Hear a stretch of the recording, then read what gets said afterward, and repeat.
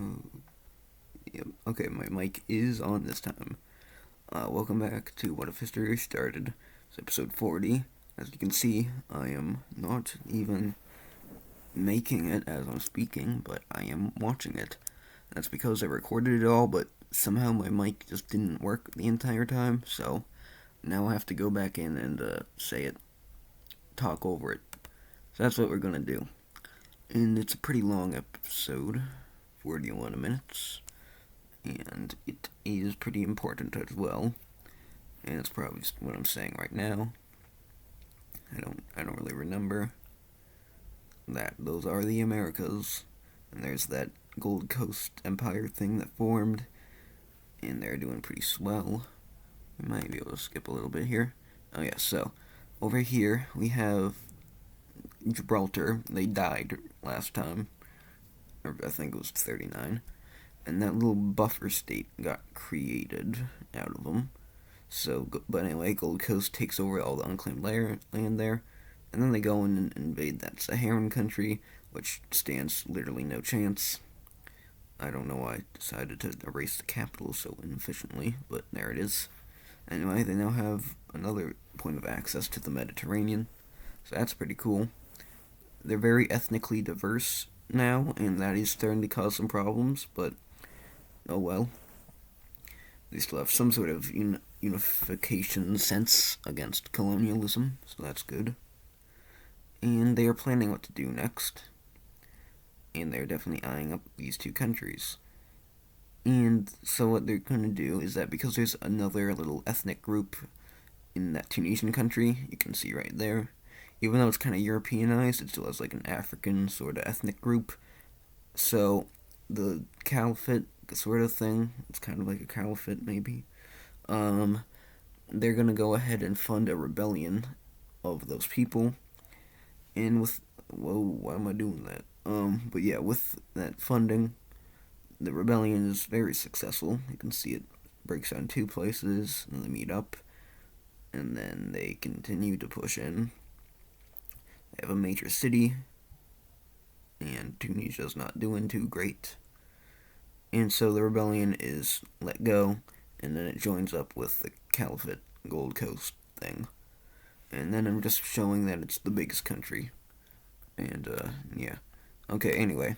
Now they want to sort of give Europe a taste of their own medicine. So, what they're going to do is start invading Italy. So they start off in Sicily, and that goes pretty well. The Italian kingdoms, as you can see, are very divided up, and not very unified feeling. So, it is pretty easy for them to start invading in. And this is their foothold over here in Europe, which is Italy. So rest in peace to all these kingdoms, because they're now going to go on a little spree once I add in all of the major cities back, I guess. Like, yep. And now, oh, I just deleted the cities layer. But then they go ahead and just invade them one by one, and they fall pretty quickly. Not much of a difficult challenge for them. So, really, they haven't really had any difficult challenges yet. But that might change if we continue on. I don't really know what we're looking at right now. That, oh yes, those two countries that rebelled from the Byzantine Empire a couple episodes ago, the main reason that they didn't stay united was because they have different ideas on which alliance to join. So the big Bulgarian one joins the stars, and the Sparta joins the squares. So they're both in those alliances now. Europe is very full of alliances. Now over here, these two little countries over here, they do not opt into either European alliance because they do not like, they don't want to be dragged into all that war and conflict and whatever. Anyway, the Caliphate, Gold Coast Caliphate, is going to start doing things again, and they seem to be eyeing up little old Tunisia again. So, just a couple years after the rebellion, they're going to go in and start invading, and they also knock out Algeria while they're at it. So, they pretty quickly wrap along those coasts, and from there, there's like literally no one else in those countries. So, they are probably just gone. Why are we looking at Asia? I do not remember. What am I doing? Oh, okay. Yep, that is the world.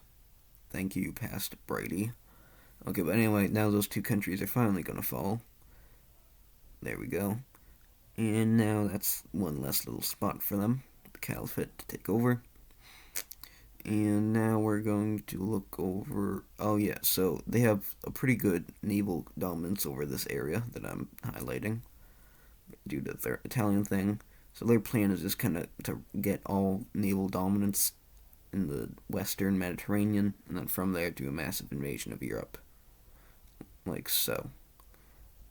Anyway, and it's not happening yet, but it's what they're going to be working towards. So, their next idea is to go after an island which is owned by little old that thing, Catalonia. And so Catalonia, they then start hopping islands over there, and now they start threatening their capital. Now they don't have great technology, so it's not really going to work, but they do scare them, so that's good. Anyway, they now invade the little buffer state down there, so that's good for them. And now they start lining up the coast of, they start going along the coast of those guys.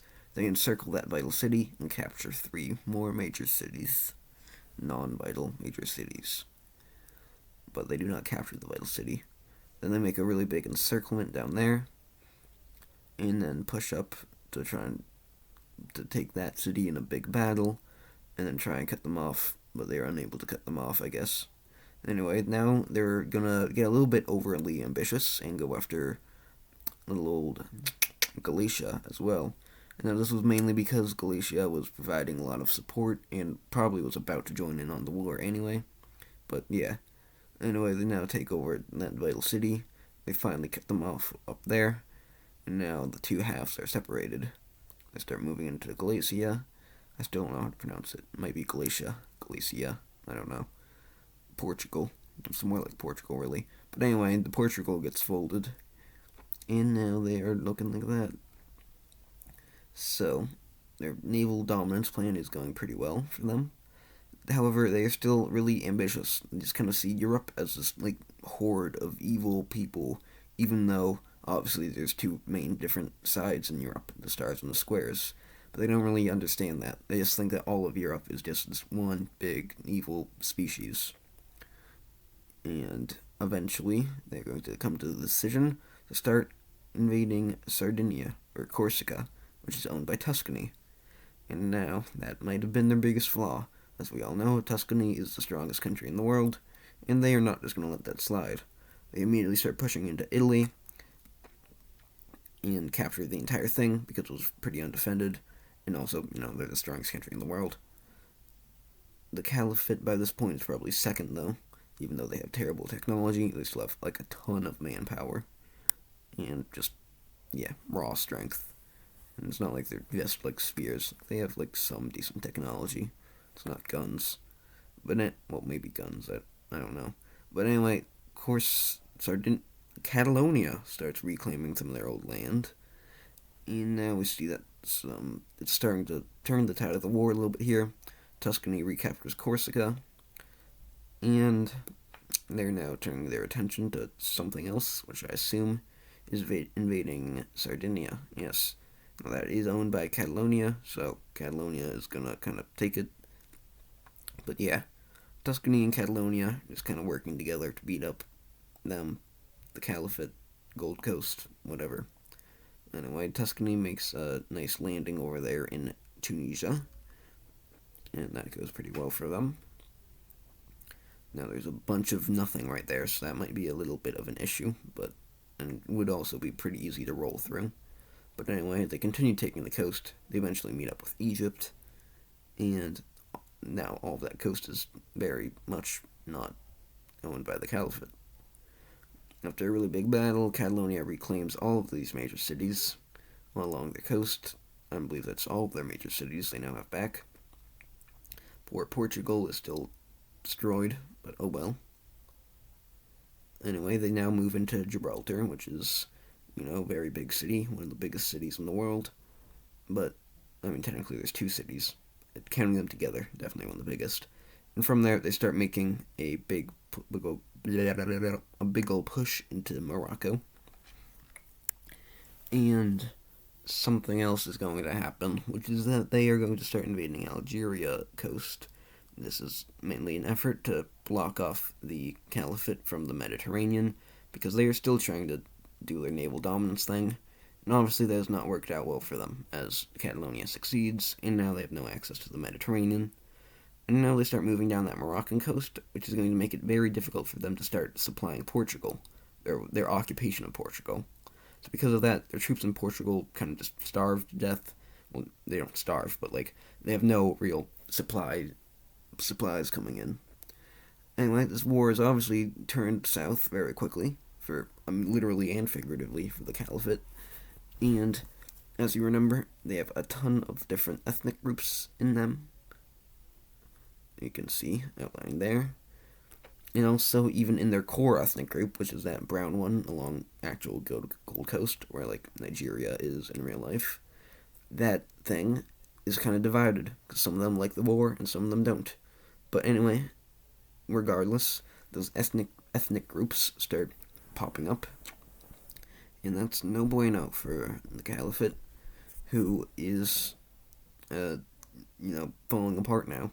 Obviously, pretty much, if not literally, every ethnic group inside of it starts to rebel, and yeah, that's not good.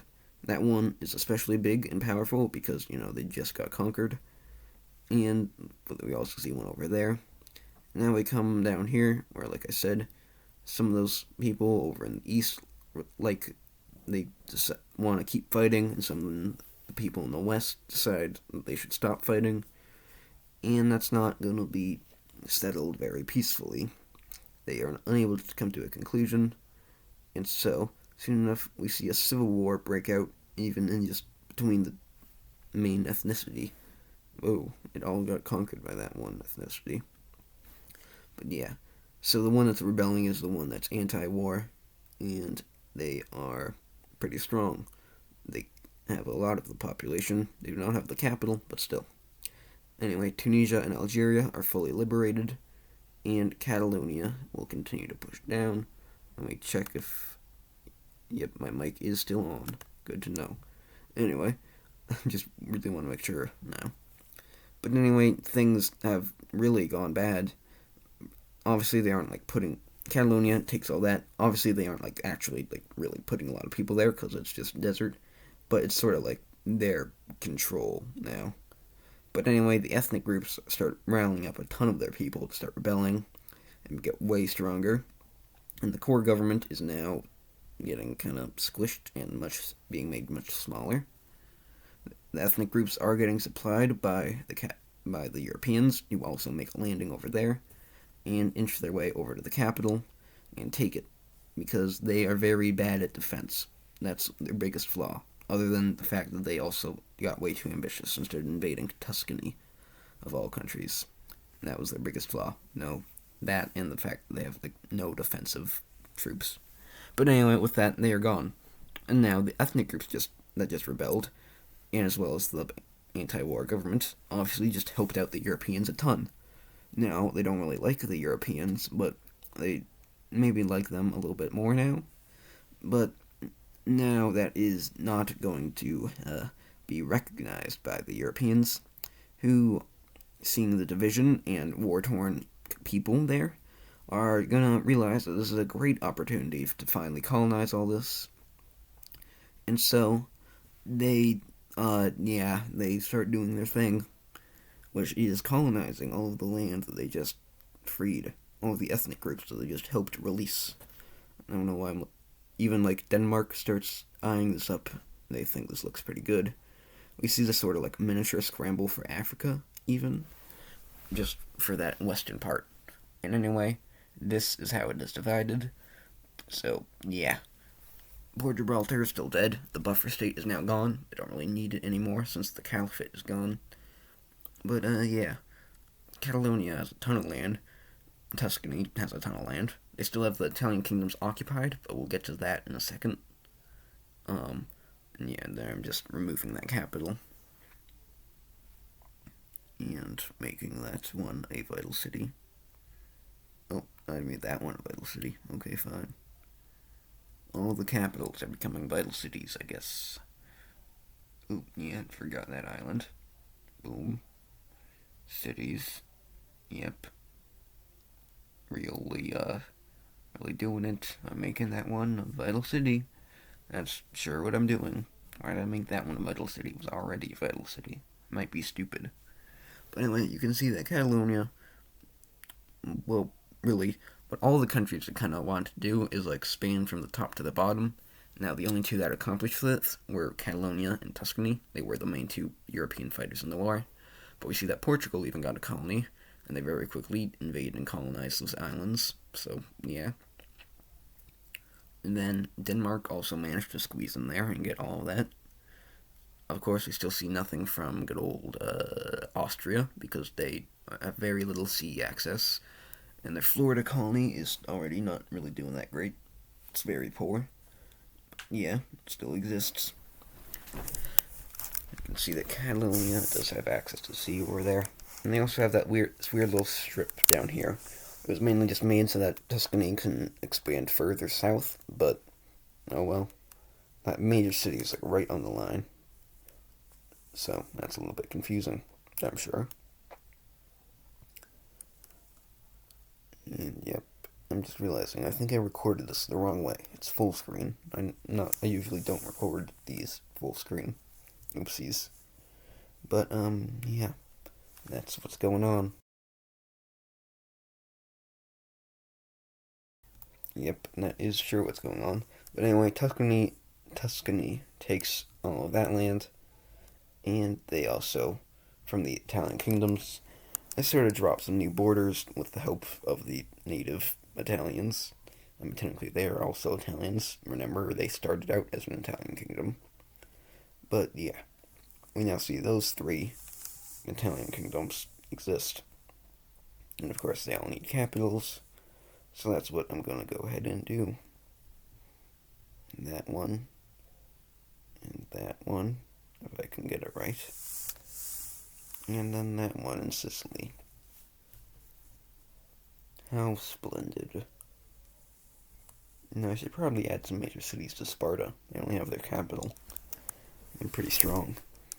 Probably equally as strong as Bulgaria, even though, to extreme size difference. But anyway, we're now shifting focus over to Mesopotamia.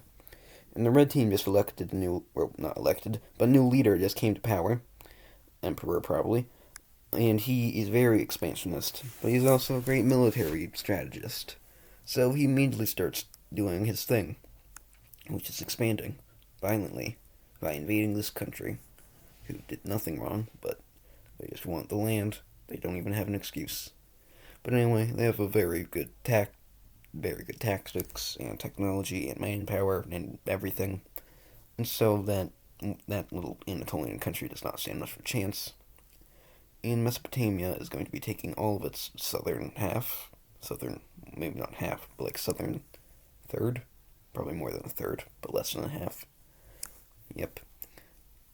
Now what am I doing? Oh, yep, that's not a capital anymore. It is now a vital city.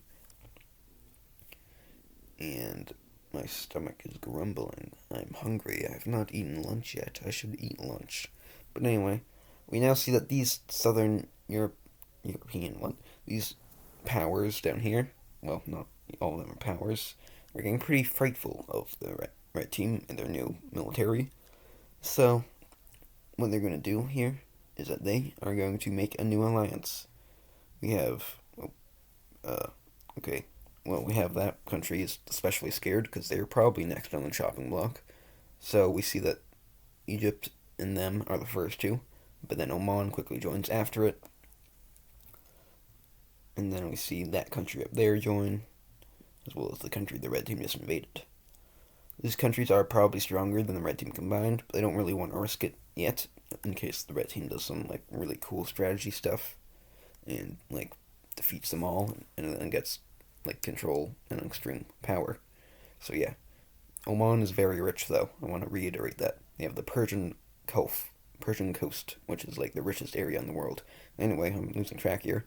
As you can see, the blue team, they came back recently, but they do not own their own core territory. And so obviously they kind of think that's pretty stupid. And so they go ahead and start to invade these three countries as their own little Reconquista kind of thing. But quite embarrassingly, these countries are kind of beating them up. These three countries are very weak, and even together they still should not be stronger. They should be only like half the strength of the blue team, even though even though they don't have their core territory. But these countries are really just humiliating the blue team army right now. They already have their capital under threat. I mean, to be fair, it is like right next to them though. And things now they're getting reverse reconquisted. So yeah, that's not very fun. Why am I looking at them now? What am I doing? Am I trying to figure out what the biggest country is still? Am I still doing that?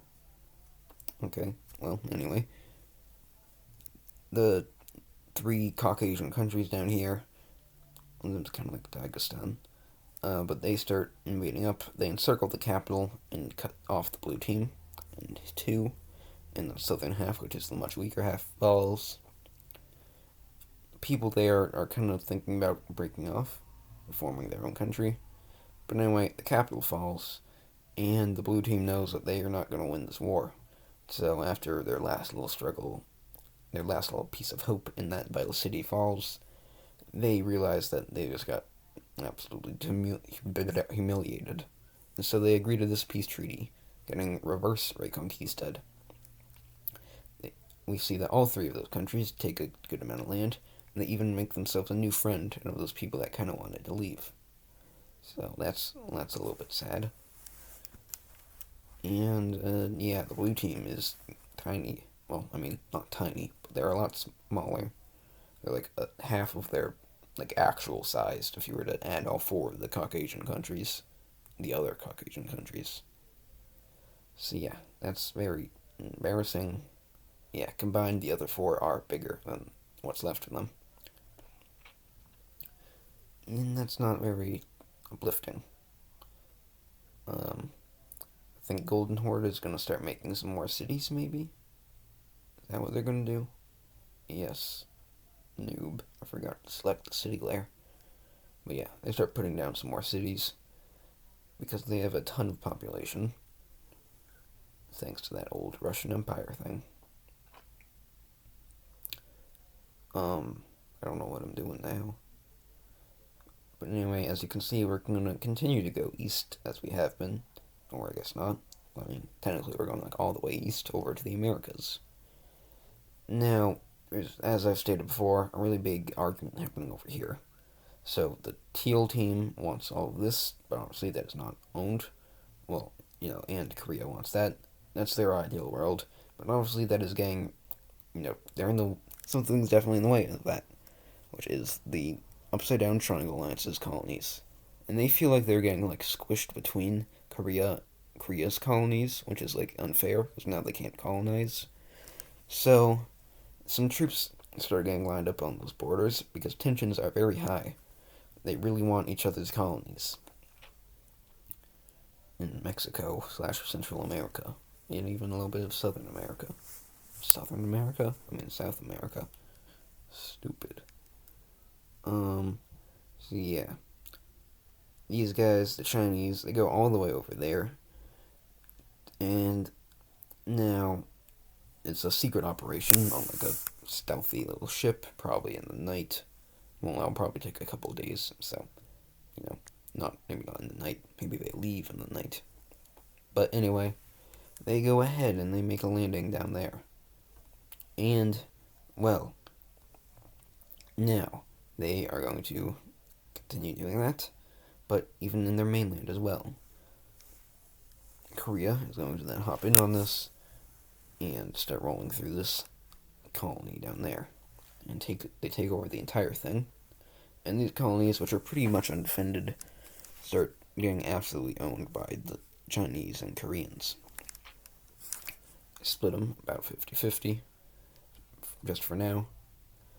And now they're like, hey guys, this was just in the colonies, so we're going to keep this war just in the colonies, right? And then the Upside Down Triangle Alliance are going to laugh at them and say, no, we are not going to do that.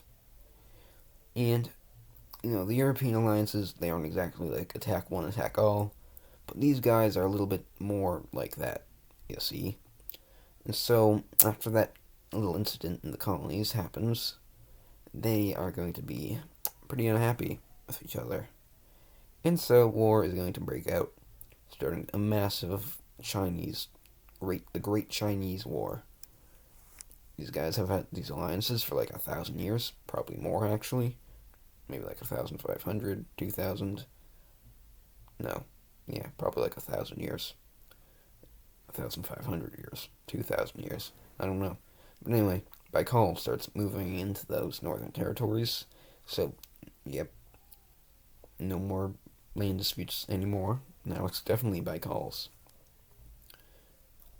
And they now start moving into actual Chinese territory, and there's a vital city under threat there. But the Chinese are going to roll through that thing, that blue Chinese country. And this one is very weak. It's very sparsely populated. Those 3 cities are like literally like probably 99% of the population. But anyway, this Chinese coast, which is like one of the most important regions in China, it is so important that I'm going to give it some more major cities to show how important it is. It is now getting invaded by the orange South China team.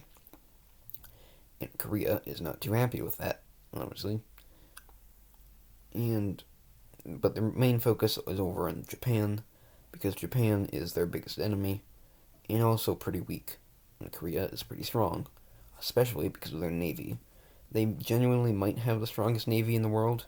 Oh, yeah, that's a little pixel of ancient China that somehow survived, but now that's gone. But anyway, Korea, probably just behind Tuscany, maybe So yeah, strongest navies, probably Tuscany, and then like Korea and the other thing, Catalonia, are probably about tied. But yeah, for a Chinese country, Korea is extremely strong in terms of their navy. Anyway, they now start funding that southern Philippine country, and goodbye to the North Philippines. They do not stand much of a chance against the amazing Korean Navy. Anyway, over in the Indian area, which isn't even really, well, obviously it's not China, it's India, but it's not even like ethnically or historically China. It's like Indus, really. But anyway, the poor gray Indian team is really sandwiched here between Bangladesh and the blue South Indian team. So, yeah, it's not a good recipe for success. And pretty quickly they started getting attacked from both sides. Little old Bangladesh is one of the strongest countries here, so that's very threatening. And over in Southeast Asia, yep, that is Southeast, yeah, it's not going well for the sort of Malaysian country. They get pushed back to just the main peninsula, and then they start getting pushed down it. It's not good, although it is pretty easy to fight since it's just a very tiny little front line. So they are suffering huge losses, the Upside Down Triangle Alliance, as they go through that. I'd imagine that geography is also not the greatest for invading either, although I'm not certain. What next, you may ask? Oh yes, this country. Now Baikal has sent like barely any troops over here, because it's like, I mean, you really think that little thing is going to do that much? Obviously it's not. However, that little itsy bitsy country does start getting ransacked by Baikal's small divisions they sent over there. However, they are putting up a lot better of a fight than Baikal would have thought. And then their general over there has his head chopped off. And then that little country there starts expanding into Baikal. Because this little country has, what do they say? What do they say? Big things coming, right? Tiny packages or whatever. And yeah, they're now threatening a vital city. And they even captured a other major city. Now this is mostly thanks to the trade routes. Now the trade routes have become kind of like obsolete in this series. I didn't really use them that much. Probably should have used them more. And I kind of just neglected them. But as you can see, the only way to go from the Chinese area to the European area is through that little team. And they are green team. And they are the heaviest on the like trade things. can see there's no alternate pathway down there. So because of how harsh they are on trade things and their economic policies, they're actually like really, really rich, and yeah, got a lot of military funding going for them. So that's how they're doing pretty good against Baikal. Now, of course, Baikal sees this, and I don't know I'm looking at the trade route still. Yep, goodbye trade route Slayer. It will be missed. Not really. But anyway, Baikal now understands that this country is kind of actually really strong. So they now are going to start sending a lot more of their troops over to, kill it. And, once, there's only so far that money can get you, so they get pushed out. They then move into China, who suffers a ton of deaths as they lose their vital city. However, Baikal took their troops out of Korea to fight against the trade route country. So Korea manages to reclaim all their land. I don't know why I'm looking at the Atlantic Ocean now. Yep, those are colonies. What am I doing? Oh, I remember. It's because Gibraltar still has colonies even though they don't exist. So, I gave them to those guys. What am I doing now? But yeah, because they don't have any colonies, I gave them to Portugal. I might as well. And then I think I give... I don't know why I'm doing this in the middle of a Chinese war, but whatever. Back in China, the Koreans, with their extremely powerful navy, are doing numbers against the sparsely populated Japanese country. They're just like that other dark blue Chinese country, because they're very centered around the cities. Everything else is like literally just fields. So, yeah. They take them over. All their core land, and then after that, all their northern land just kind of naturally falls as well. Which probably has a good amount of natural resources. But anyway, India and Bangladesh are now going to start concentrating their power into the Southeast Asian countries, who, as you'll remember, lost a ton of their main power fighting the Malaysian country. And their main power is still there. So they're pretty much undefended up in the north. They have to recall some of those troops so Malaysia gets to push back. Anyway, mainly in China, it's going much better for the Upside Down Triangle Alliance, who together have managed to send up enough troops to pretty much kill them. Not all the way, though, but almost. Malaysia starts reclaiming a ton of their land. They, of course, have hope from the great Korean Navy. Korea's navy is only getting stronger as they go through this war, testing out more things, kind of evolving it, and all that, and getting more natural resources and money, and stealing other boats for it. So yeah, with Korea's great navy, Korea, who's probably comfortably in second place now, just behind Tuscany, in terms of navy, is sending a ton of their navy and supplies down there to help out in Southeast Asia. That poor little country dies, and you fought well, though. I don't know why I'm over it for so long. Yeah, but as you can see, the main Chinese, the Squidward China, that's what I call them, they are reduced to just that tiny little peninsula, so that's not good for them. But they are holding out pretty well. They have like a Great Wall of China there. You've never heard of that one before. Anyway, Korea now managed to capture Taiwan, which I make a different color. And with their navy now have pretty much complete naval dominance over this entire area. So basically, it's just like the very coastline of the orange team that they don't control. So with that, things are not looking good for the Upside Down Triangles, who are getting obliterated as Korea makes a giant landing down there, and Cambodia eventually falls. Korea doesn't have to worry about Japan anymore either. So with that, the very weak and exhausted, and even a little bit unstable Southeast Asian countries are going to fall. And that is not good for the remaining 3 members of the Upside Down Triangles. They do manage to take out Squidward China, who is the second strongest out of the Triangle Alliance. That's good. They still have to worry about little Bangladesh, who can now focus on them, and Bangladesh was a close third. Anyway, Korea now starts using their navy, and they start navying, and a lot about navies in this episode. In this series, you always got to make sure you have a good navy.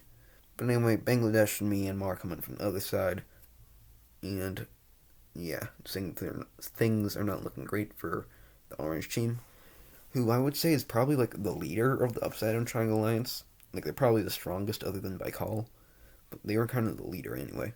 But anyway, they get their capital on that island stolen, captured, whatever, and now they're just farmland. So, goodbye. Now, this poor little dark blue China, as we've established before, is very sparsely populated and weak. And so, things are not looking good from the great Bangladeshi thing, who now controls, like, them and their allies now have all of the Bay of Bengal, so that's good for them. Anyway, shifting focus, I guess, we now see that Baikal has started a very ambitious operation, which is to liberate all of Japan, which actually goes pretty well.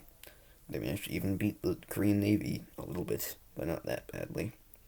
They take those islands over there, and now things look maybe not so good for Korea. I'm struggling to find a good color here because it's so close to just white. They have this vital city under threat. Now, this is probably like one of the biggest battles of the war so far, but we can see that in the end, Korea does manage to push back the invaders and then reconnect up to that northern area, which is definitely good for them and good for morale, which is also good for them. So really, it's just good for them. Anyway, Dark Blue China gets a capital captured, and a nice little spearhead there. And from there, Korea is going to start doing something, I think. Yep, there we go. They push into them, and now they start liberating their friend over here, which is Squidward China. That's good. That's good. Dark Blue China dies. Their occupation dies. Baikal gets kicked out of Squidward China. And now it is literally just Baikal versus everyone else that's still standing. So that's not good. Korea manages to recapture all this land as Baikal kind of just like takes their troops back. Now this right here, even though this is going to take up like 20 seconds, it's still in real life, well, the actual timeline, it would probably take up like half of this actual war. Like, this one thing would probably take like 5 years. Maybe not, yeah, probably 5 years, if not more. Which is pushing, yeah, probably more, probably like a decade. Which is pushing up into Baikal to liberate all of this territory. Now, Baikal does use their lake as a nice little defensive wall, which was their plan. So that actually does do pretty good, and is pretty effective. And the Koreans lose a ton of people in that battle, but at the end of the day, they do have, even if they probably can't get their navy into the Baikal, they still have their navy tactics. And with that, they move across Lake Baikal and take the entire country. I'm a little bit behind, but that's fine. Now, peace treaty. Wow. Things are very different. Definitely want to save that. Korea is grand. I don't know why their border with Japan looks so weird. But anyway, they have a ton of land. Their coast down there is way bigger. Poor Orange, South China, lost a ton of land. Squidward China gets a border. At this point, we can probably just call Squidward China, China. The Philippines are united. Cambodia is... Ooh, my battery's low. Cambodia is part of them now. Grey India got, like, demolished. They're tiny now. If I can move that capital correctly. I don't know why we're looking at the blue team now. But yeah. That little country who dreamed that they could become grand, and they succeeded. They're really big now. Over here in the colonies, the upside down triangles now have no more colonies. They are taken and eaten up. And I don't know why we're looking at Europe again. But yeah. Squidward China and Korea now control all of Central America. Unless you count like northern Mexico. Yeah, the alliances are all messed up now, so we gotta fix those. So, first of all, in Great India, well, first of all, the Upside Down Triangle Alliance is dissolved. They're no longer allowed to be an alliance. And yeah, so rest in peace to them. Now we just move Korea's shape back and China's. It looks very weird. That border looks hideous. I should probably change it. Gonna move that more north. Gonna move that more north. Doing great. Now, the former Upside Down Triangle Alliance members are still friendly, so that's good, I guess. But yeah, the Triangle Alliance is now taken complete dominance over Asia, at least the eastern half. And I think that might be the end of the video. Yep, and that was it. So, goodbye.